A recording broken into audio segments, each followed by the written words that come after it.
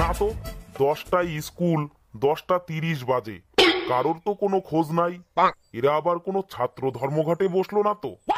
আজকালকার পুলাপানের ভরসা নাই, এরা পেটেতে পড়তেই হাতে ফোন। কি আর কব, আমাদের সময় এসব ছিল না। কি যে করি। স্যার, আয়াম আসবো? আইসো। তুই আবার কবে থেকে বাংলা ইংলিশ মিক্সড করে মারা শুরু করলি? স্যার আসবো? আইসো, আইসি আমার উদ্ধার করো।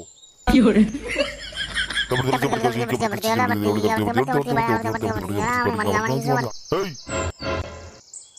তোদের কালকে পাদের পড়া দিয়েছিলাম, পাদের সংজ্ঞার শ্রেণী বিভাগ, তোদের মুখস্থ হইছে তো? হ্যাঁ স্যার। ফুটো, তুই ক, দুম করে পাদ কারে কয়? যে পাদ মানব সমাজে দেওয়া যায় না তাকে দুম করে পাদ বলে। যে পাদ মানব সমাজে দেওয়া যায় না তারে দুম করে পাদ বলে? কানের তলায় এক থাপ দেবো। উল্টো পাল্টা ছিলে পিলে কোথাকার, পড়া করে আসে না, সারাদিন কি করিস? এই তুই ক।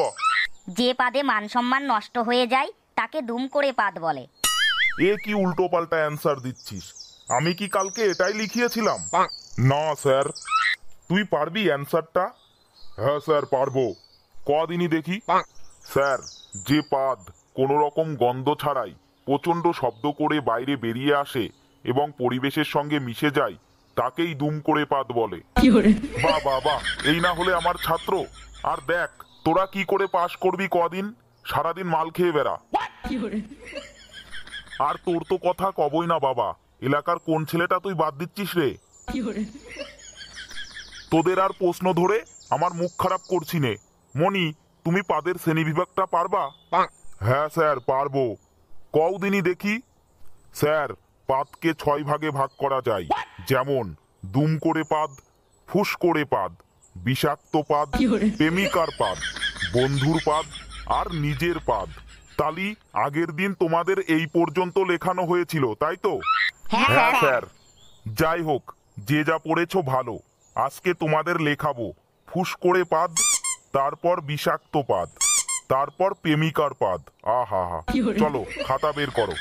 চলো লেখো, সামান্য গন্ধযুক্ত যে সমস্ত পাদ কোনো রকম গন্ধ ছাড়াই বায়ুপথ দিয়ে বেরিয়ে পরিবেশের সাথে মিশে যায় এবং পরিবেশকে দূষিত করে তাকেই বলা হয় ফুসপাদ।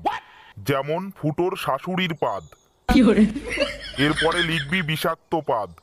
বিষাক্ত পাদটা লেখার আগে আমি একটু আলোচনা করে দিই, তাহলে ভালো বুঝতে পারবি। আচ্ছা স্যার, বিষাক্ত পাদকে অনেক সময় নিঃশব্দ পাদও বলে থাকে, ঠিক আছে? তো নিঃশব্দ পাদ কেন বলে এটা জানিস তো? জানিস না? বলছি, কোনো রকম শব্দ ছাড়াই এই পাদটাও বেরিয়ে আসে। এই পাদের ফলে কি কি হতে পারে, যেমন ভালো মানুষ অসুস্থ হয়ে যেতে পারে, রোগী মানুষ মারা যেতে পারে, আর স্বাভাবিক মানুষ রেগে যেতে পারে। নে এবার তোরা সংজ্ঞাটা লেখ।